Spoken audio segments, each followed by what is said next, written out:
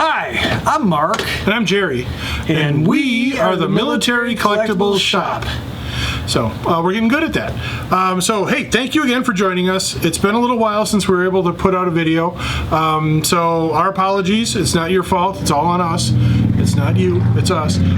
But the good news is we got a bunch of stuff in, as always, so that we want to share with you and show you some of the cool things that came into the Military Collectibles Shop.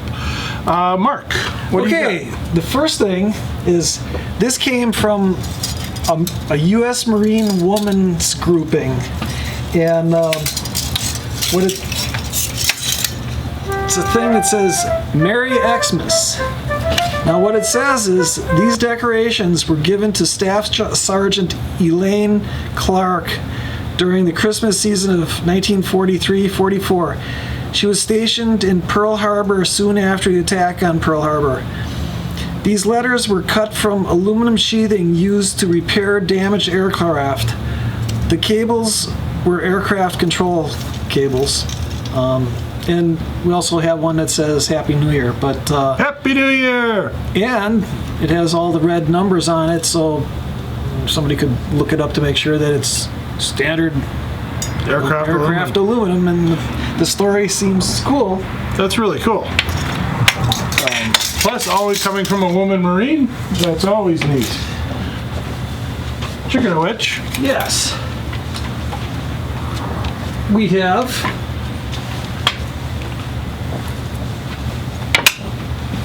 her uniform with her skirt. Apparently we didn't get any ribbon bars, but oh well. But we did get this Military Order of the Devil Dogs shirt with her name on the front. That's cool. It's well made. It's really cool, and for a World War II Marine woman, it's really cool grouping. That is neat. All right, got in a bunch of flags, bunch of different eras. So I'm going to go through them kind of fast, but I got some Guidon flags that are sort of relatively a little more modern. 3rd of the 17th Artillery Service Company, 3rd of the 17th Headquarters Company. This one's a little older. It's the Wool Army Engineers, the 266th. Not sure what the DET stands for. I'll find out. These early ones are usually dated in the sleeve, in the pole sleeve. So that's kind of a good way to help date them, is because they're dated.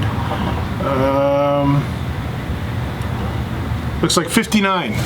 So got in some little MP Guidon things. Most of the time, these smaller ones or these unusual ones that are like one-sided were usually given as gifts to retiring people, or people left the unit, that sort of thing.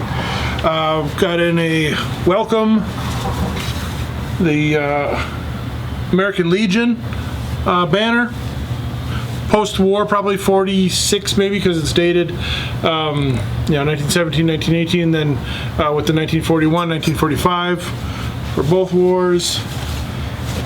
Got in a kind of a big transportation. Here, let me give me. Mark's always so pragmatic. He didn't want me to break the stein. He hates when I spill beer. So a nice transportation unit. Well, I don't know if it's a unit flag. It's a transport flag. Red Cross. This had been from like World War I era. Kind of a big one, kind of 5x8-ish.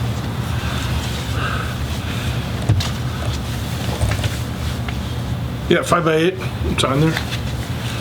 So I was accurate with my flag estimations.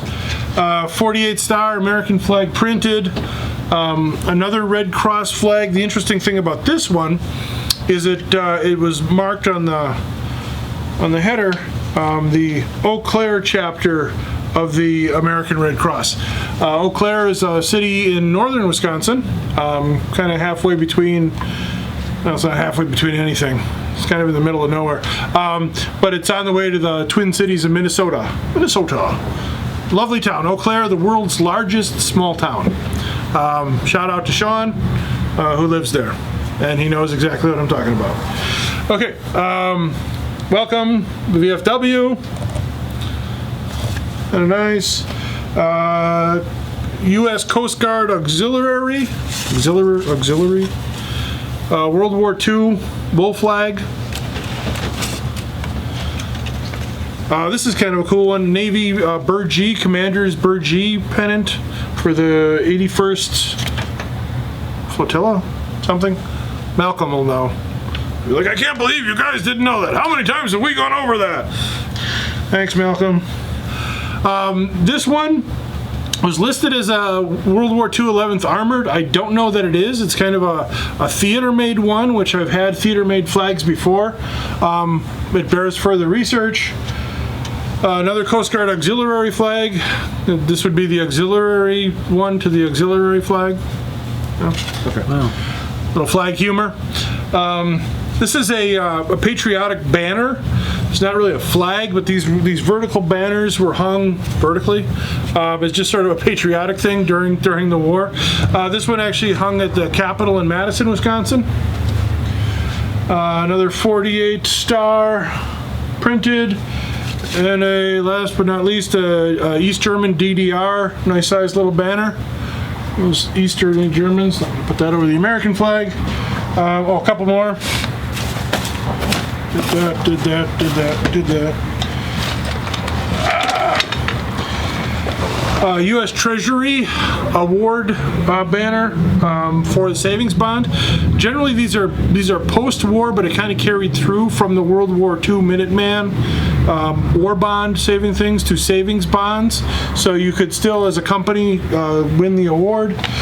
And finally, a Air Force Technical Squadron Guidon 333rd 80th or the 3405th, whatever.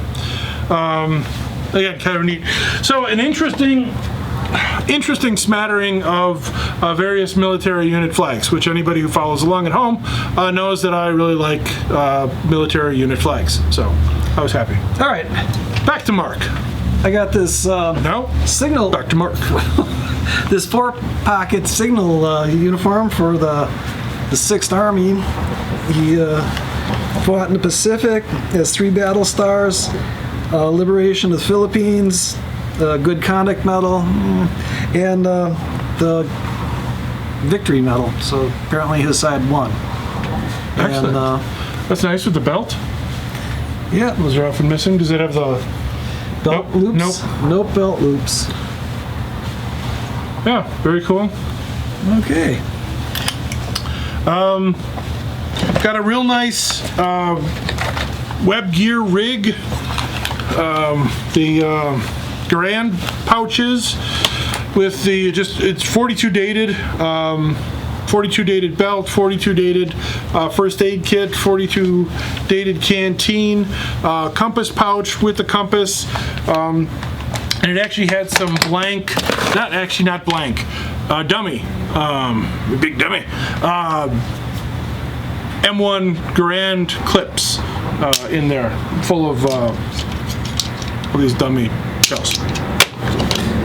We get a Viet Cong Pif Helmet from the Vietnam War, like hand-painted.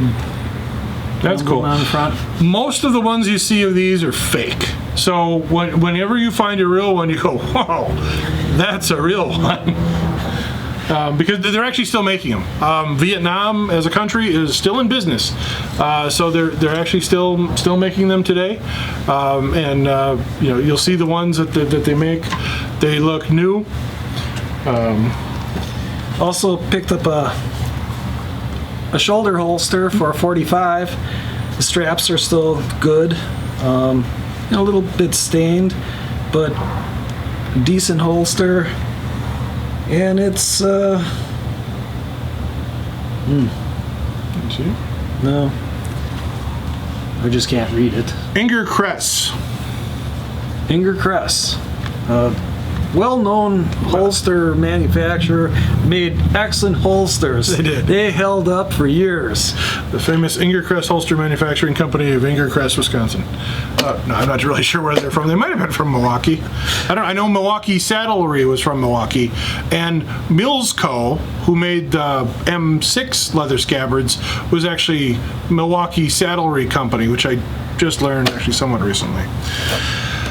Okay, got a cool World War I camo painted helmet, an unusual pattern, unusual colors, kind of neat. Love the painted helmets, and this one's just unusual. The colors are neat, the design is neat, it's just kind of well done.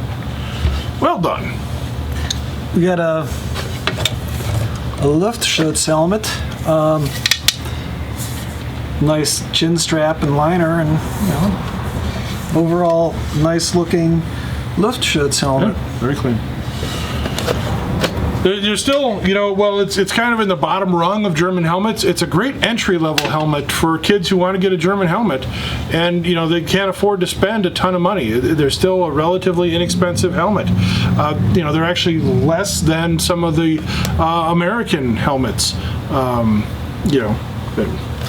Okay. Got in a bunch of Garand clips, M1 Garand clips just like these, but empty. End blocks. End blocks. Why do they call it end block? Is that French? That's Frenchies. End block A. William, where are you? We need you to translate for us. Okay. Okay, that'll go over well with our French. Our French friends. Pick this up. This is really cool.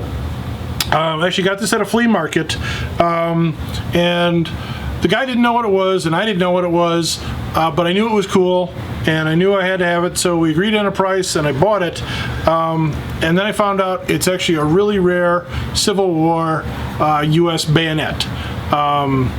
It's called a Turner Bayonet. Some of you guys probably know that, for the Tilly Turner rifle. You see some of these marked bond free on the handles, which means clear the way in German, which is kind of interesting. So I'm still doing some further research on this, but apparently it's a fairly rare bayonet with a really weird attachment thing on it. I'm not really sure what rifle it goes on, but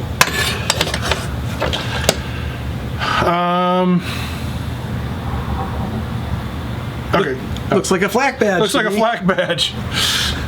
Nice Luftwaffe flak badge. Unfortunately missing the catch, but hey, you get a flak badge the way you get them. A lot of times the flak badges were broken when they were popped off the German uniforms by the GIs. Also got in a paratrooper wing, sterling silver pinback U.S. paratrooper wing, which is nice. In a completely unrelated paratrooper story, also got in a 1st Special Service Force uniform with the paratrooper wing, combat infantry bar, named to the forceman. He actually saw, I was going to say combat on Kiska, but the Japanese had left by the time these guys landed. So, although some guys actually did unfortunately die in Kiska, so and not the easiest of places to invade anyhow. But then they saw action in Italy and southern France. A very famous and storied unit. If you want to read about true commandos, look up the 1st Special Service Force. Really impressive group of soldiers. Also got in what's called a Grasshopper Gas Mask. This is from the 1960s. Kind of neat because it still has like the issue thing in it. It hasn't been issued. And a set of patches, U.S. squadron patches.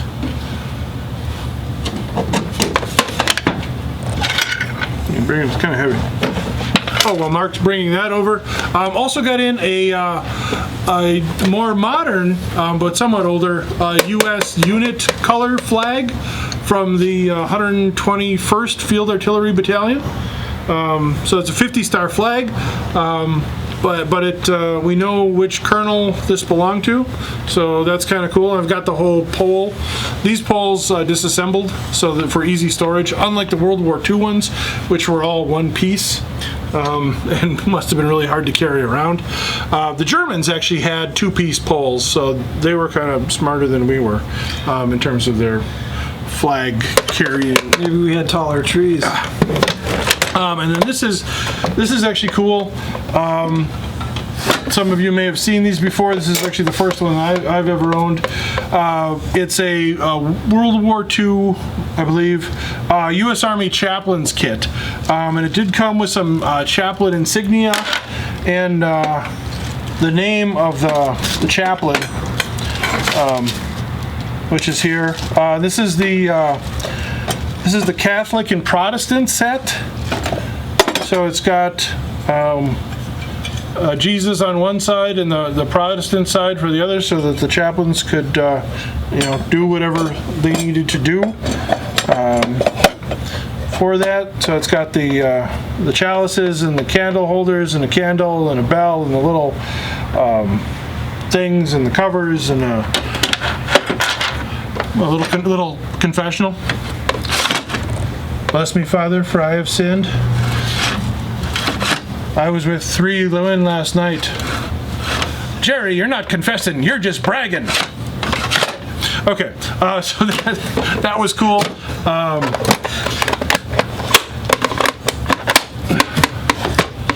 We have a white Army U.S. Visor hat. I believe this is probably from the 1930s. Yeah, so. Early piece. Hard. They did wear it in World War II. And we might have the Army Air Force uniform that goes with that. I'm thinking this might be some people who came in prior with some stuff. So we might actually have the guy's uniform. We'll have to see if the name matches up. Oh yeah, it's named. Used to the hat manufacturer. We also got a signed Japanese flag. Backwards. Oh, sorry. It wasn't backwards to me. Is it upside down? Well, a little bit. But that's cool. So we'll get that translated. These were nice. These were presented to the Japanese soldiers by their friends, almost like a yearbook kind of thing, where all your friends would sign it, wishing you well and courage in battle and all that. I got some pictures here, and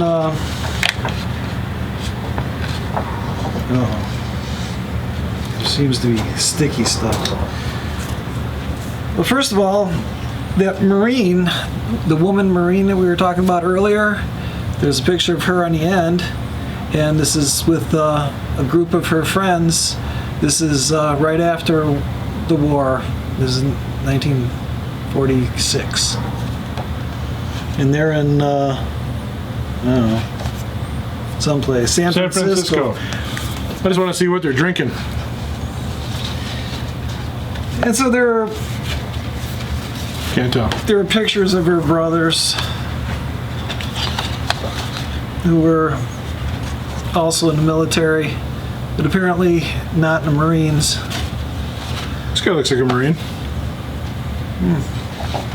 And her mother was in the Red Cross during World War II. Oh, that's cool. I think that happened a lot with families, that everybody tried to serve, especially if you had your kids going off. I suppose the dad was a draft dodger or something.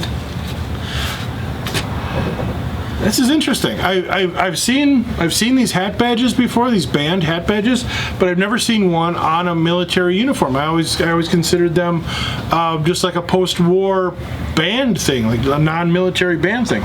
But here he is, military uniform, wearing his private stripes, in the uniform khakis, with the Army tie tuck, and he's got the band badge on.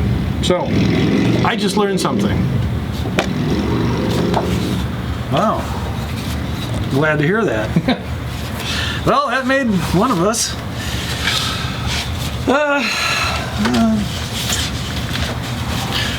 Oh, and I also got in a Vietnam era Yeah, whatever. It's a gas mask.